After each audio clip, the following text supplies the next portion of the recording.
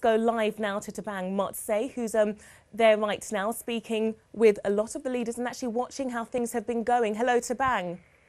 Hi, good afternoon, Claudia. Can you hear me? Yes, I can hear you fine, thank you. So, how far would you say are these leaders in actually reaching some kind of an agreement today? Well, Claudia, what I can tell you is that there's definitely a consensus that there has to be a decision made by the end of the day. As you know, France and Germany, both Mr. Sarkozy and Angela Merkel, have been quite vocal about putting together something at the end of the day, not just letting the leaders come in to just have photo opportunities. This is about business, and this is what needs to happen. An agreement needs to be reached at the end of the day. I can tell you, word is around where we are now at the Excel Center is that the IMF could be boosted with about $250 billion US dollars, and this will go towards aid for emerging and developing countries, which you know that they're the most hit, and unfortunately the people who, of course, the North has created this crisis, and they're just bearing the fruits of this. Back to you, Claudia. What about the atmosphere out there? Obviously, there's been one day of protests so far. Protests have already begun today. What else is the atmosphere there, not only with the protesters, but also with these leaders that have gathered?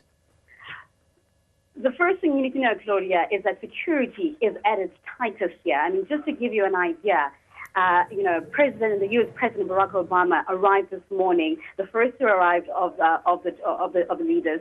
He arrived with 200 Secret Services, flew in by helicopter, and just around the Docklands is just police everywhere. And the checkpoint for us journalists is we took a 10-minute ride from the tube station to a checkpoint where we were literally just security checks for everything from passes through our bags.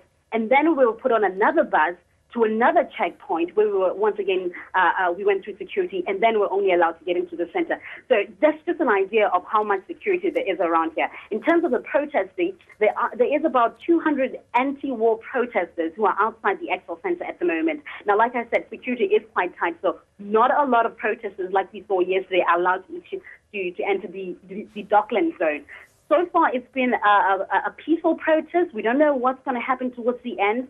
Obviously, everybody's waiting to find out what decisions will be made until any action could be taken. Back to you, Claudia.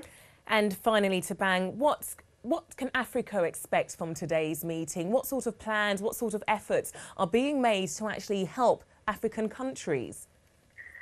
It's very simple. At the end of the day, African leaders, I spoke to the president of South Africa yesterday and Trevor Manuel, who have been very vocal about Africa not being the creators of this mess.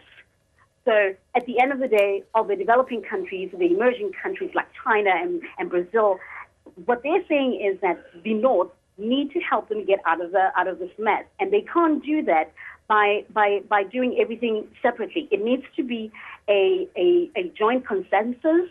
It needs every country is affected differently, but working together is a way forward to solving this problem. There are three key issues that everybody wants to see happen today. Is one, considering obviously the stimulus package that everybody keeps talking about.